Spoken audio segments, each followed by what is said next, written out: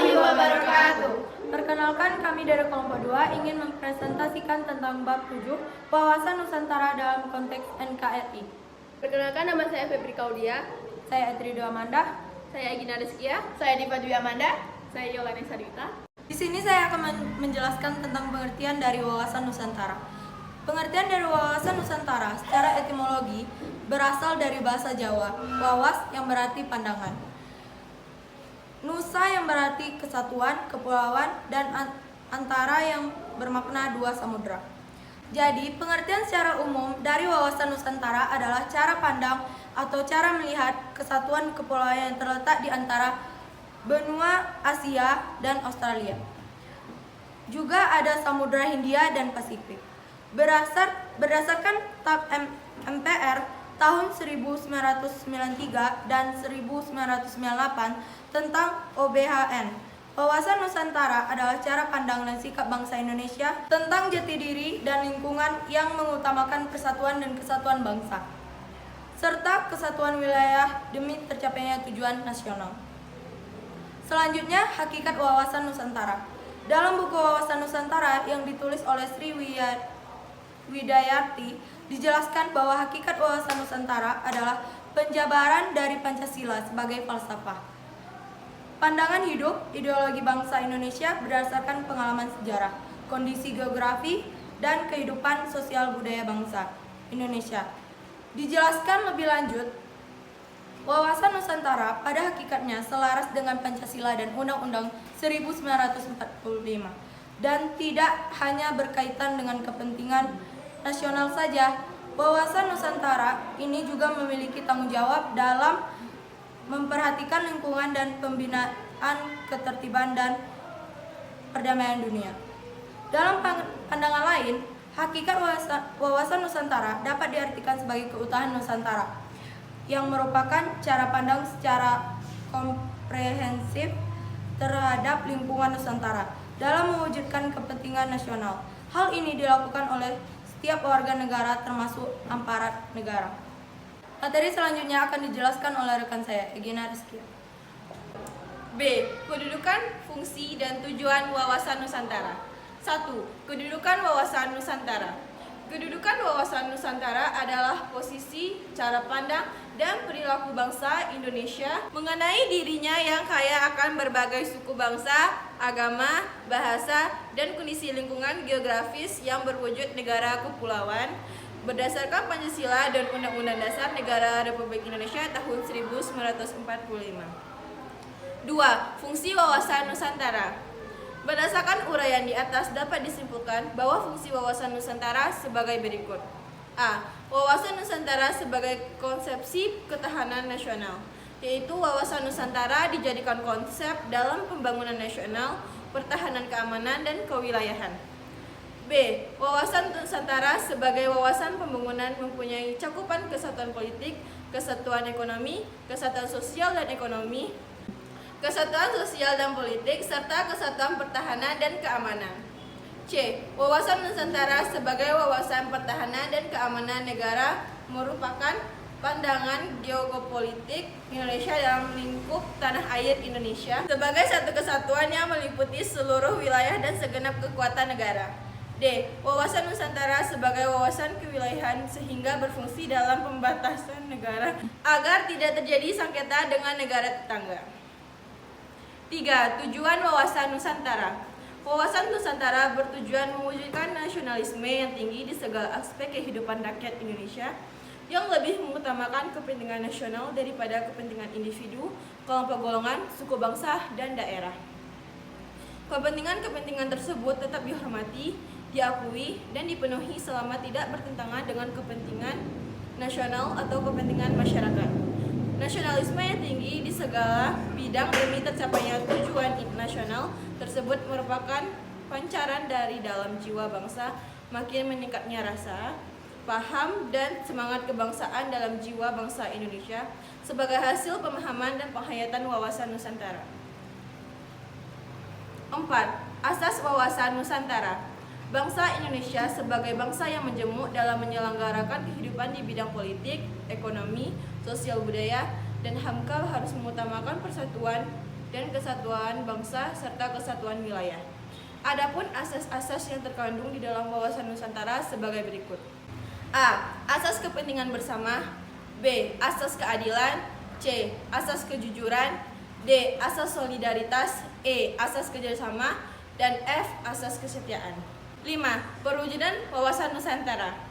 Wawasan Nusantara sebagai wawasan pembangunan mempunyai arti cara pandang dan sikap bangsa Indonesia mengenai diri serta lingkungannya, selalu mengutamakan persatuan dan kesatuan bangsa dalam kehidupan bermasyarakat, berbangsa, dan bernegara. A. Perwujudan Kepulauan Nusantara sebagai satu kesatuan politik. B. Perwujudan Kepulauan Nusantara sebagai satu kesatuan ekonomi. C. Perwujudan Kepulauan Nusantara sebagai satu kesatuan sosial budaya. D. Perwujudan Kepulauan Nusantara sebagai satu kesatuan pertahanan keamanan.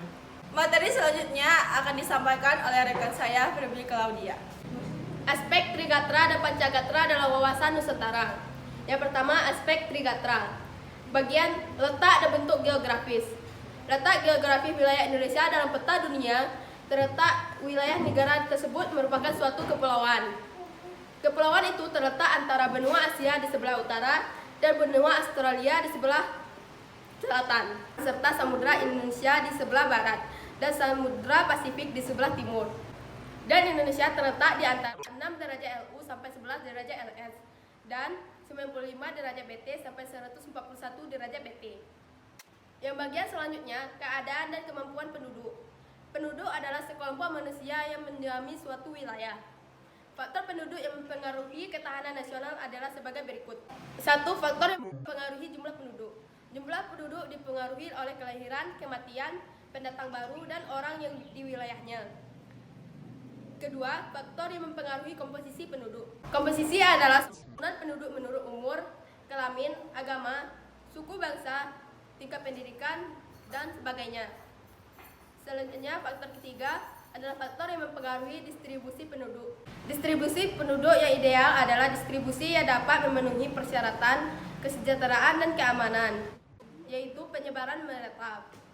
Oleh karena itu, pemerintah perlu memberikan kebijakan yang mengatur penyebaran penduduk, misalnya dengan cara transmigrasi. Yang selanjutnya, keadaan dan kekayaan alam. Kekayaan sumber daya alam sebenarnya terdapat di atmosfer, di permukaan bumi, di laut, di perairan, dan di dalam bumi. Sumber-sumber alam sesungguhnya mempunyai arti yang sangat luas, di mana Indonesia terkenal sebagai negara yang mempunyai sumber-sumber alam yang berlimpah-limpah. Sebagai gambaran umum, sumber-sumber alam termasuk sumber-sumber pelican atau mineral, sumber-sumber nabati dan sumber-sumber hewani atau fauna. Selanjutnya, jelaskan oleh saya Diva Dwi Amanda. Materi selanjutnya yaitu tentang aspek Pancagatra. Aspek Pancagatra terdiri dari yang pertama yaitu ideologi. Ideologi adalah pengetahuan dasar atau cita-cita. Ideologi merupakan konsep yang mendalam mengenai kehidupan yang dicita-citakan serta yang ingin diperjuangkan dalam kehidupan nyata. Ideologi sendiri dapat dijabarkan ke dalam sistem nilai kehidupan, yaitu serangkaian nilai yang tersusun secara sistematis. Yang kedua yaitu politik. Politik adalah asas, haluan, atau kebijaksanaan yang digunakan untuk mencapai tujuan dan kekuasaan.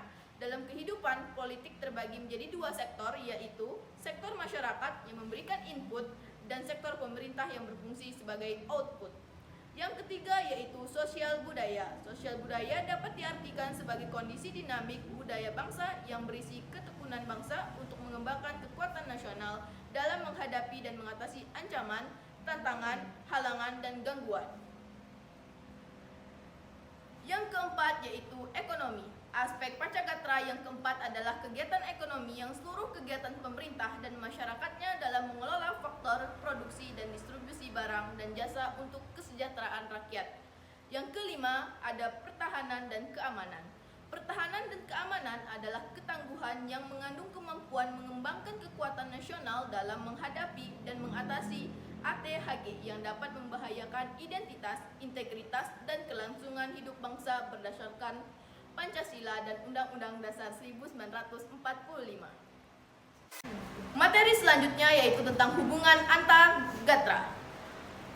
Antara Trigatra, Pancagatra, dan Antargatra sendiri memiliki beberapa hubungan timbal balik yang erat bernama korelasi dan interdependensi, yang berarti satu, ketahanan nasional pada hakikatnya bergantung pada kemampuan bangsa dan negara dalam mendayagunakan secara optimal Trigatra dan Pancagatra.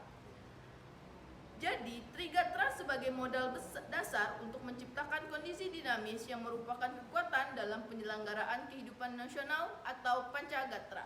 Yang kedua, ketahanan nasional merupakan suatu pengertian holistik, yaitu suatu tatanan yang utuh, menyeluruh, dan terpadu. Adanya hubungan antargatra di dalam keseluruhan kehidupan nasional yang disebut sebagai astagatra, yaitu Trigatra dan Pancagatra. Yang ketiga, kelemahan di salah satu gatra bisa mengakibatkan kelemahan di gatra lain dan bisa memengaruhi kondisi secara keseluruhan. Akan tetapi, bisa juga beberapa gatra didayagunakan untuk memperkuat kondisi gatra lain yang lemah dan mempengaruhi kondisi secara keseluruhan. Yang keempat, atau yang terakhir, yaitu ketahanan nasional bukan merupakan suatu penjumlahan ketahanan segenap gatranya, tetapi keterkaitan yang integral kondisi dinamik kehidupan bangsa. Sekian materi dari saya, yang materi selanjutnya akan dilanjutkan oleh rekan saya, yaitu Iola Nesa Dwita. D. Peran serta warga negara dalam mendukung implementasi wawasan kebangsaan. 1. Implementasi wawasan Nusantara dalam kehidupan politik akan menciptakan iklim penyelenggaraan negara yang sehat dan dinamis. Hal tersebut nampak dalam wujud pemerintahan yang kuat, aspiratif, dan terpercaya yang dibangun sebagai penjelmaan kedaulatan rakyat. Yang kedua, implementasi wawasan Nusantara dalam kehidupan ekonomi akan menciptakan tatanan ekonomi yang benar-benar menjamin pemenuhan dan peningkatan kesejahteraan dan kemakmuran rakyat serta secara merata dan adil. Di samping itu, implementasi wawasan Nusantara mencerminkan tanggung jawab pengelolaan sumber daya alam yang memperhatikan kebutuhan masyarakat antar daerah secara timbal balik serta kelestarian sumber daya alam itu. Yang ketiga, implementasi wawasan Nusantara dalam kehidupan sosial budaya akan menciptakan sikap batiniah dan lahirlah yang mengakui, menerima, dan menghormati segala bentuk perbedaan atau kebinekaan sebagai kenyataan hidup sekaligus karunia Sang Pencipta. Implementasi ini juga akan menciptakan kehidupan masyarakat dan bangsa yang rukun dan bersatu tanpa membeda-bedakan suku, asal-usul daerah, agama, atau kepercayaan, serta golongan berdasarkan status sosialnya. Keempat, implementasi wawasan Nusantara dalam kehidupan pertahanan dan keamanan akan menumbuh kembangkan kesadaran cinta tanah air dan bangsa. Yang lebih lanjut akan membentuk sikap bela negara pada setiap warga negara Indonesia. Kesadaran dan sikap cinta tanah air dan bangsa serta membela negara ini akan menjadi modal utama yang akan menggerakkan partisipasi setiap warga negara Indonesia dalam menanggapi setiap bentuk ancaman seberapapun kecilnya dan dari manapun datangnya atau setiap gejala yang membahayakan keselamatan bangsa atau kedaulatan negara. Yang kelima, dalam pembinaan seluruh aspek kehidupan nasional sebagaimana dijelaskan di atas. Implementasi wawasan Nusantara harus menjadi nilai yang menjiwai segenap peraturan perundang-undangan yang berlaku pada setiap strata di seluruh Indonesia. Di samping itu, wawasan Nusantara dapat diimplementasikan ke dalam segenap pranata sosial yang berlaku di masyarakat dalam nuansa kebinekaan sehingga menciptakan kehidupan yang toleran, akrab, peduli, hormat, dan taat hukum. Semua itu menggambarkan sikap, paham, dan semangat kebangsaan atau nasionalisme yang tinggi sebagai identitas atau jati diri bangsa Indonesia. Yang keenam, untuk itu agar terketuk hati nurani setiap warga negara Indonesia dan sadar bermasyarakat, berbangsa, dan bernegara, diperlukan pendekatan dengan program yang teratur, terjadwal, dan terarah. Hal ini akan mewujudkan keberhasilan implementasi Negara Kesatuan Republik Indonesia melalui pengukuhan wawasan Nusantara. Materi selanjutnya akan dilanjutkan dengan rekan saya, Husna Miftah Fadilah. Assalamualaikum warahmatullahi wabarakatuh. Nama saya Husna Miftah Fadilah. Di sini saya akan melanjutkan materi yang disampaikan oleh teman saya sebelumnya. Adapun peran serta dalam penerapan asas-asas wawasan Nusantara dalam tata kehidupan nasional memerlukan kesamaan pola pikir, pola sikap, dan pola tindak dalam seluruh proses penyelenggaraan bermasyarakat, berbangsa, dan bernegara dalam mengisi pembangunan. Contohnya, mendukung persatuan bangsa, berkemanusiaan yang adil dan beradab, mendukung kerakyatan yang mengutamakan kepentingan bersama di atas kepentingan individu atau golongan, mendukung upaya untuk mewujudkan suatu keadilan sosial dalam masyarakat, mempunyai kemampuan berpikir, bersikap rasional, dan dinamis, berpandangan luas sebagai intelektual, mempunyai wawasan kesadaran berbangsa dan bernegara untuk membela negara yang dilandasi oleh rasa cinta tanah air, berbudi pekerti luhur, berdisiplin dalam bermasyarakat, berbangsa dan bernegara, dan lain-lain. Sekian presentasi dari saya. Apabila terdapat kesalahan, saya mohon maaf. Saya tutup dengan wassalamualaikum warahmatullahi wabarakatuh. Sekian presentasi dari kelompok kami. Kami tutup dengan Wassalamualaikum warahmatullahi